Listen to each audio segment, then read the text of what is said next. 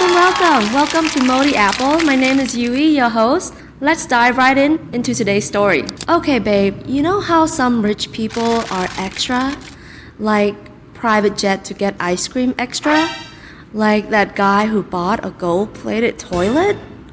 Oh, honey, that's amateur compared to the Marcoses. We're talking about gold chandeliers, diamond-encrusted tiaras, and a personal shopping assistant whose only job was to buy more shoes, while millions of Filipinos starve. And if you're sitting there wondering, wait, how rich are they? Oh, you sweet summer child, buckle up. This is a story of how the Marcos family looted the Philippines, lived like gods, and somehow TikTok their way back into power. So let's set the scene. The year is 1965. The Philippines, a country with stunning beaches, incredible food, and a brutal history of colonization, has just elected a new president, Ferdinand Marcos. At first, people were hopeful. He talked about progress, infrastructure, and ending corruption. But plot twist, he was the corruption. By 1972, Marcos declared martial law. Suddenly, critics disappeared, newspapers were shut down, and while thousands were tortured or killed, the Marcos family lived like royalty. So, how royal are we talking? Oh, honey, Imelda Marcos, the first lady, became infamous for her shopping addiction. We're talking about 3,000 pairs of shoes, 15 mink coats, a gold-plated grand piano. Meanwhile, millions of Filipinos live in poverty. And here's the thing, this wasn't just their money.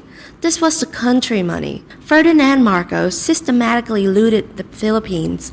By the 1980s, experts estimated he stole 5 to 10 billion US dollar, which is insane. How do they even hide that much?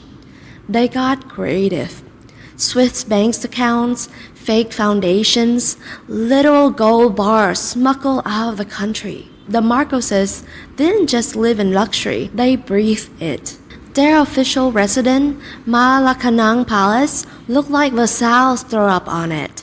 We're talking solid gold bed frames, a $5 million Monet painting in the bathroom, a jewel-encrusted Fabergé egg collection, a private zoo, because why not?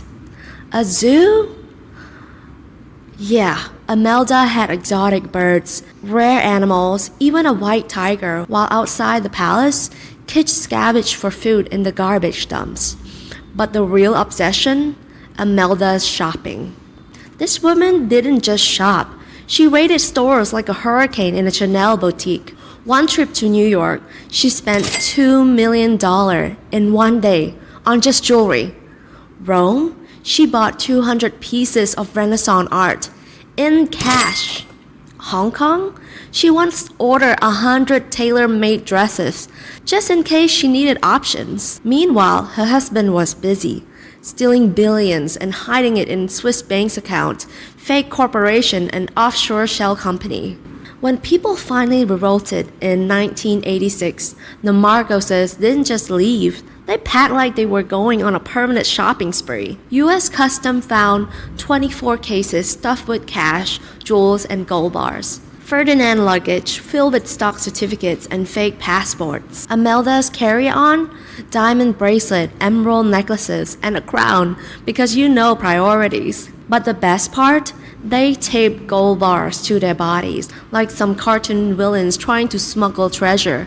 You're probably sitting there wondering, no freaking way. Oh, it gets better. When they landed in Hawaii, Imelda still tried to shop. She demanded a personal stylist and asked where the nearest Gucci store was, while thousands of Filipinos celebrated their downfall. Now, you think after all this, the Marcos name would be mud. But no, fast forward to 2022, and Bongbong Marcos, their son, wins the presidency. If you're questioning how in the world did he do that? 2 words, fake news. The Marcoses spent decades and millions rewriting history. YouTube documents claiming martial law was peaceful. Textbook calling Ferdinand a hero. Memes joking about Imelda's shoes like it was quirky, not corrupt. And Gen Z?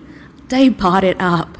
People says Margot was bad, but look at these roads he built. Never mind the roads were built with stolen money, or that 70,000 people were imprisoned, 3,000 people were killed. And it worked. Now the Marcuses are back in power, while billions are still missing. So where is all that stolen wealth? Some was recovered, 4 billion in arts, jewels, accounts. Most is still hidden. In Swiss bank, shell companies, maybe even buried treasures. Yes, people actually hunt for Marco's gold. And the worst part? The Philippines still owes 60 billion in foreign debt, much of it from Marco's fake loans. So, the people are basically paying for his death. Meanwhile, Imelda? She still lives in a mansion, still wears diamond, and never spent a day in jail. The Marco story isn't just about greed, it's about how power corrupts, how propaganda rewrite history, and how money can erase even the bloodiest crime. And the scariest part? It's still happening. So let me know what you think in the comments, and if you want me to dig into another political family mess, drop it down below. Thank you, love you guys, bye!